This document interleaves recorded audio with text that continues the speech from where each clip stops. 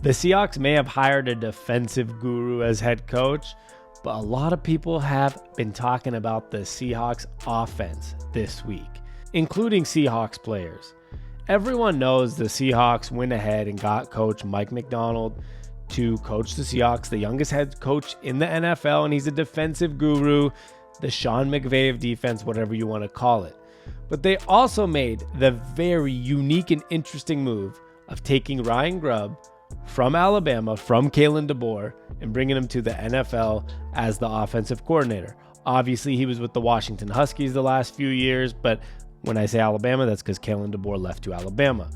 And Ryan Grubb's offense is obviously complex, it's obviously interesting, and it does a good job, especially in college. We'll see how it translates, but it seems like everybody is pretty sold on the idea of it so far. And you had yesterday Tariq Woolen on Seattle Sports with Bumpin' Stacy, and he said, honestly, just know this. You know how much I love to talk? When he was stuttering about the offense, he said, that's because the offense got me speechless. That's how much better it looks, and a lot of diversity. Just know that. We got three-headed monster. We got some stuff cooking up, and it's amazing to see what the offense does at this camp. The strides and improvements as well.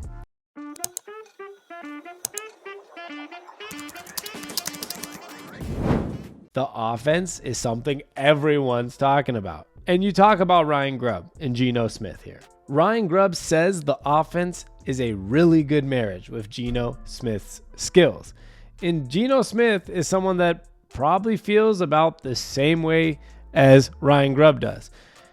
Basically, when Geno Smith has been asked about the offense, he says he has a very good grasp of it. And he said specifically, I feel like I'm a drop back passer, and I feel like this is a drop back offense. And we saw that with the Washington Huskies and Michael Penix Jr. last year. While both Geno Smith and somebody like Michael Penix Jr. have some ability to use their legs and get out of the pocket when necessary, they are at their best when they're playing traditional drop back passing football in the pocket with protection.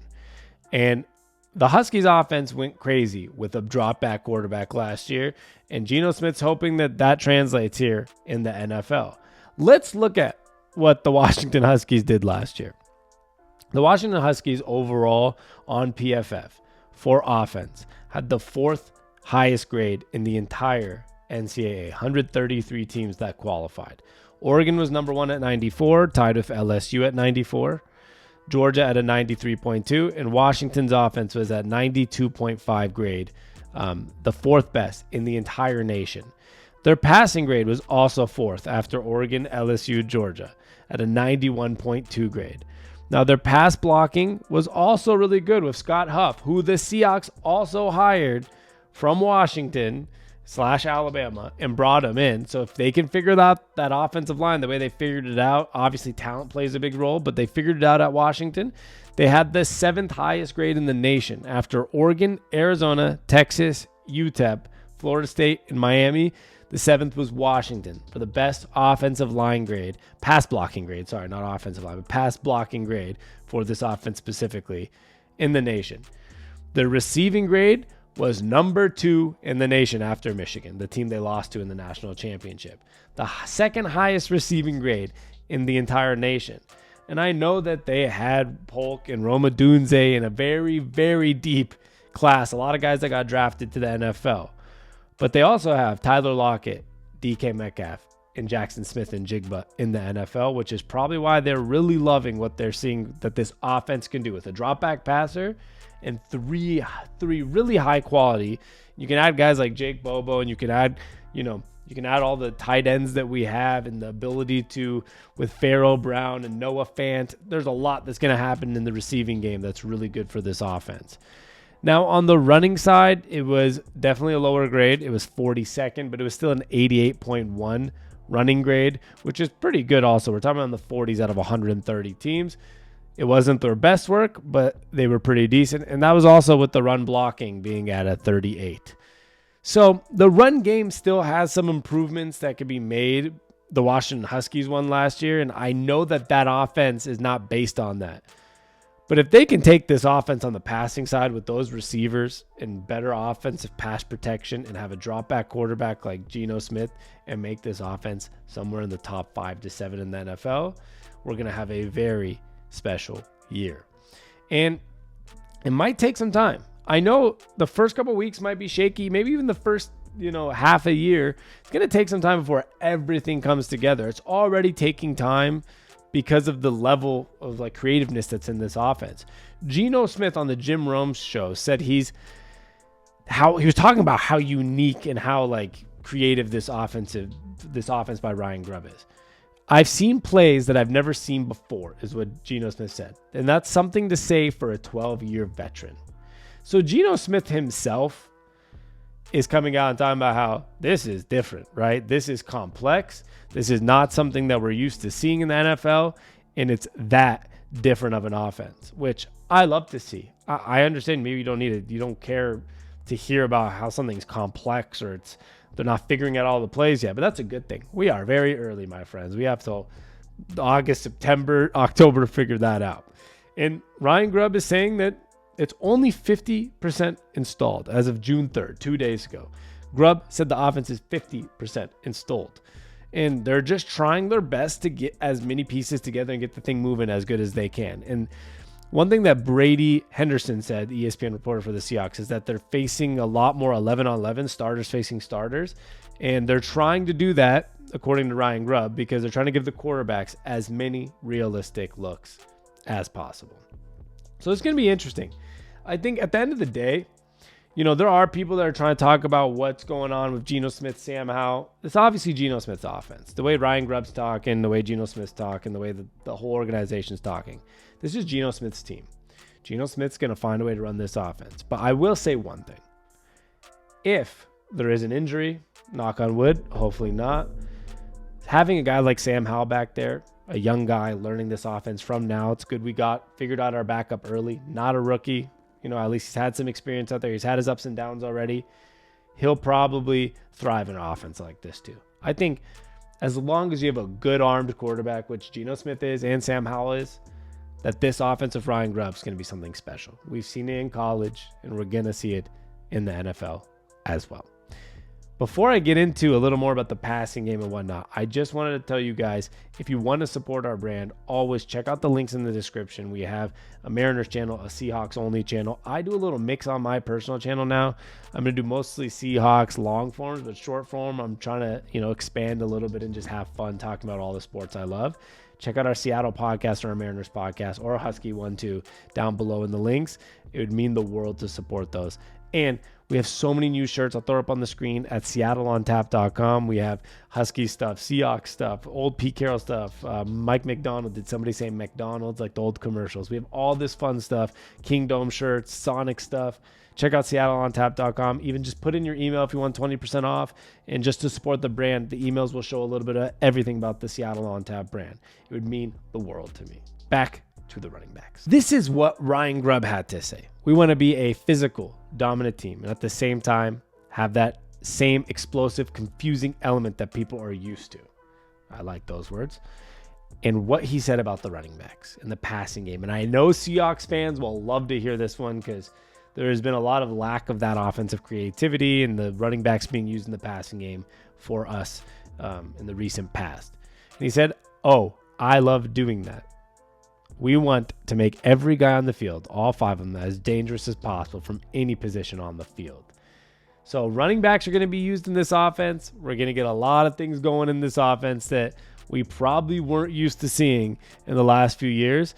And I couldn't be happier about that. The way Ryan Grubb's going to run this offense, I think, is going to be different than what we've ever been seeing in the last era of Seahawks football.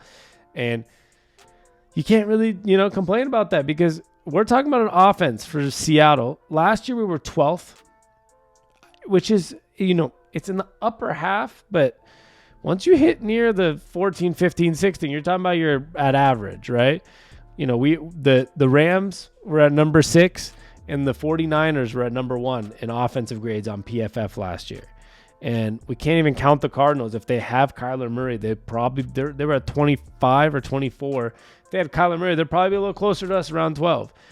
We were at 3rd in passing grades or offensive grades, in the division out of 4 teams.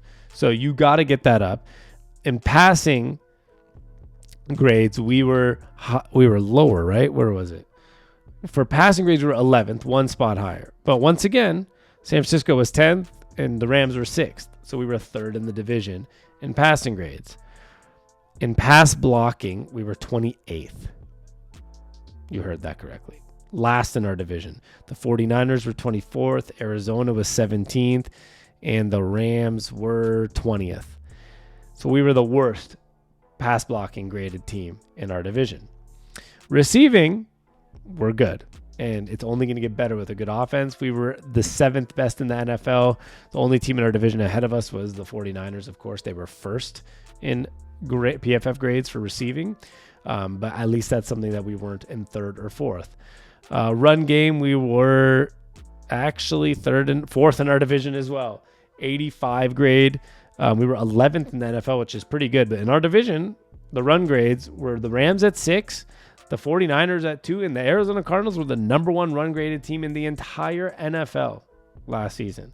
And that's with them having awful run blocking grades at 26th. But at the run blocking, we were also at 15th, while the Rams were at 5th and the 49ers were at 1st.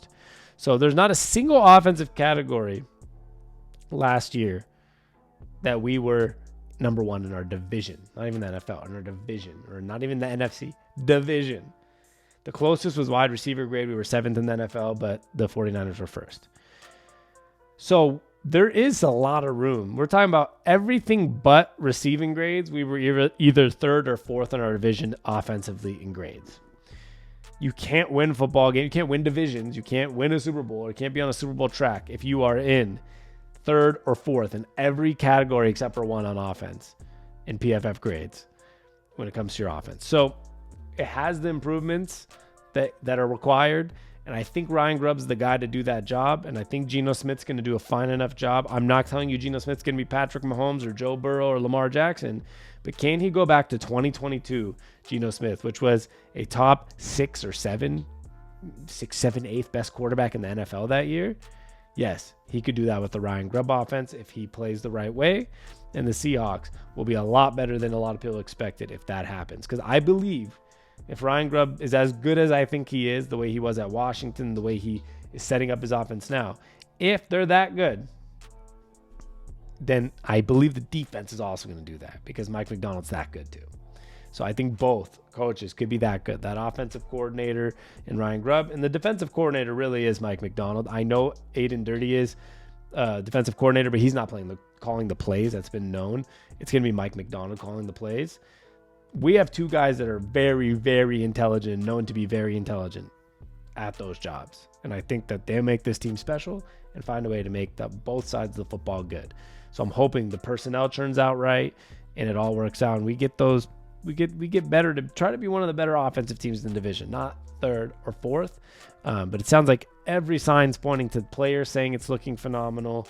And, players talking about how complex it is, but in a good way and creative. And it's an offense that I think us Seahawks fans aren't used to seeing, to say the least. And I like to hear that because I want to see something fun. I'm Sammy on Tap. Please like and subscribe. Any support means the world to me. I love y'all, and we'll be back next time. Peace.